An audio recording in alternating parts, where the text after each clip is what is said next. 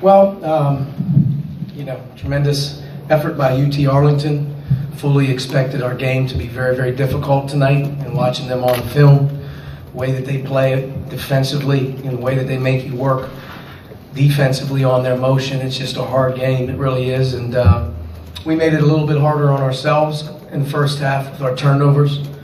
And then in the second half, didn't turn it over as much, but defensively weren't as engaged as we needed to be, especially defending the three, and let some guys get hot, and they fought.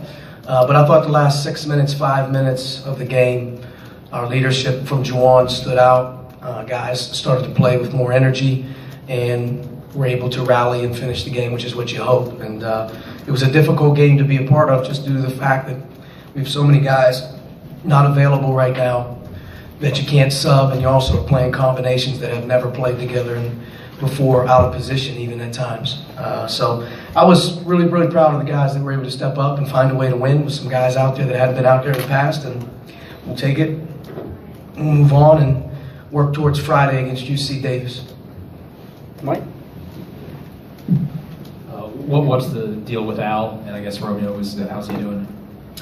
Al got taken out on the breakaway, or at least was knocked out of the air, landed on his back. I don't have a report other than he said he couldn't go back in. Romeo clearly got popped in the nose. I don't have any indication if his nose is broken or anything, but the blood and finally getting it to stop, he wasn't able to finish the game in the last 4 minutes. So that would make 7 scholarship players not available due to injury. And I don't know if I've been around that one too much, but we'll give it a go with the guys that we have. The next couple of days, we have to figure out who's ready. And UC Davis is a good team, and we'll have to be ready for them. Okay. I know obviously you haven't gone through film or anything with guys yet, but do you have any idea yet for how you balance critiquing performances with also maybe recognizing how much some of these guys had to play tonight, especially guys like DeMazy, who maybe aren't used to such big minutes? Well, without question. I mean, Rob couldn't come out of the game. He's fatigued. He's guarding their best player. Romeo fatigued, couldn't come out of the game. And that's where our defense really started to get lax. We couldn't apply the constant pressure and workload and how we want to play. We got lethargic defensively, standing around. And there is going to be some critique, obviously, I think, on some of the execution things that we need to do. But there's also going to be some, realization of, that it's impossible to ask some guys to do as much as we're asking them to do. But with that type of experience level, with the opportunities for these new guys to get in there and play, can only make you better down the line, as you hope. Coach, losing the bodies is obviously taxing on the program, just from the standpoint of what you've talked about, but from a leadership standpoint, Zach McRoberts not being out there, how much is that hurting your team? Yeah, I mean, it's playing a factor that some of our veteran guys aren't there. So, some of these guys like Rob and Romeo DeMezy, who played in the game, that's the first time they've probably ever experienced a home game with a little pressure on us, game pressure, so to speak. And, you silver lining, hopefully that's good. But, without question, we need the most, most ready, experienced guys who have been in big games before around. And, it does take a toll on you a little bit. But, again, found a way to win. So let's get better and figure a way out to win the next one. Andy? Talk about, DeMazy almost went behind the back when he didn't need to at one time, but down the stretch, he hits a big 3 with the shot clock down, then had the confidence to take and hit another jumper on the baseline. That's the kind of thing, hopefully, that can help as things progress. And he doesn't know what he doesn't know, right? And one thing is he does have confidence in his shot. He believes he can make it. We believe he can make it. Understanding time and score and understanding game situations. He'll get better as he gets older, as he learns. But he's in there right now, and he made a big corner 3. That was a huge shot in the game.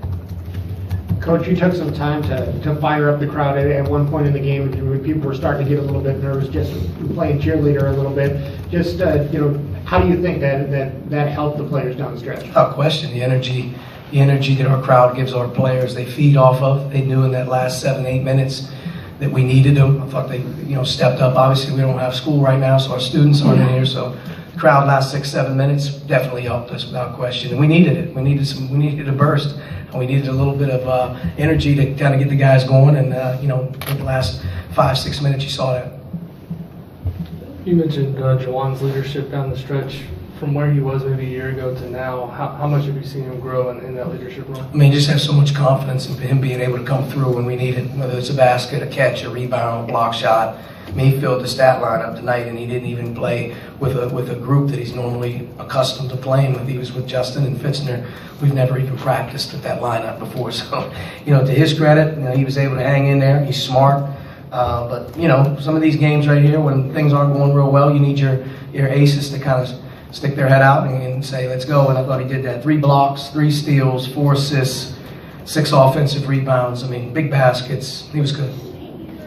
Coach, Jerron Davis, is he added to that out indefinitely group? I would think so, yeah. I'm not sure what his situation is. We found out this morning he's obviously got some Achilles soreness in his other leg. He had some pain running. And, I just listen to what they tell me. He wasn't available tonight, so I guess we'll see tomorrow where he's at with some things, and hopefully we can get him back.